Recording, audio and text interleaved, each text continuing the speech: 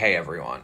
I want to talk about something today that I didn't have language for until recently. The difference between an autistic shutdown and an autistic meltdown.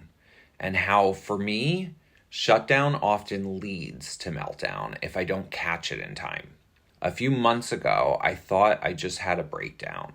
That's what it felt like. Total collapse. But now I see more clearly. I was in a shutdown for weeks before that happened. For me, shutdown looks like this. I start pulling away from people. I stop replying to messages. I stop reaching out. I feel overly sensitive and self-conscious at all times. I start believing people are all against me or disappointed in me, even if they're not. I disappear. Not because I want to, but because I don't know how to say I'm in pain. And when I stay in that place long enough, I reach a breaking point. That's when the meltdown happens. A meltdown for me is not a tantrum. It's an explosion of everything I've been holding in. Grief, overwhelm, fear, loneliness. It's when my system crashes after holding too much for too long without support. And I used to think it came out of nowhere, but it didn't. Now I can see the shutdown was the warning sign. It's the silent suffering. It's the quiet disappearance. It's when I convince myself I'm too much or that no one wants to hear what I'm going through.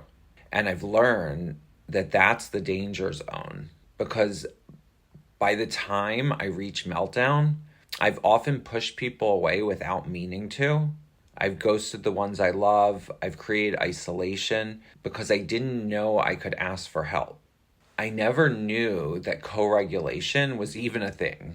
I didn't know I could say to a friend, hey, I'm overwhelmed. Can you hold space for me? Or I'm feeling really stressed about money right now. Can I just tell you that without fixing it? Especially when you've been successful, it's hard to admit when you're struggling, but I've learned something that's changed everything for me. Vulnerability saves me. Connection is what brings me out of shutdown. So now, when I start to feel myself slipping into that shutdown state, I do something different. I name it. I reach out. I say, hey, I'm starting to go quiet again. I need help coming back. Because I don't want to live a life where I push away the people I love most just because I didn't have the tools to speak my pain. Autistic shutdowns are real.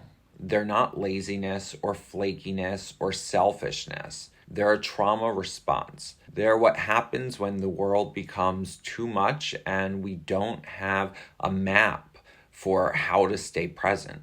And if we don't learn to catch them early, they become meltdowns. And meltdowns, while valid, can wreck relationships, break trust, and leave us feeling ashamed of how we showed up when we were just trying to survive. So I'm changing how I deal with shutdowns.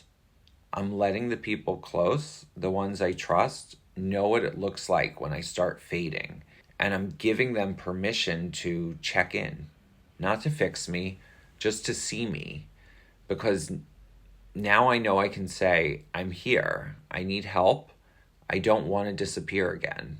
If you've ever felt like your breakdown came out of nowhere, maybe look back and ask, was I already in shutdown? Did I already start disconnecting from life just because I didn't feel safe or seen? You're not alone, and you don't have to go through it alone. If this resonated with you, or if you've ever felt something similar, I'd love to hear from you. Feel free to leave a comment or share it with someone who might need it. And if you want to follow along as I keep unpacking this journey, you're more than welcome here. Thanks for watching.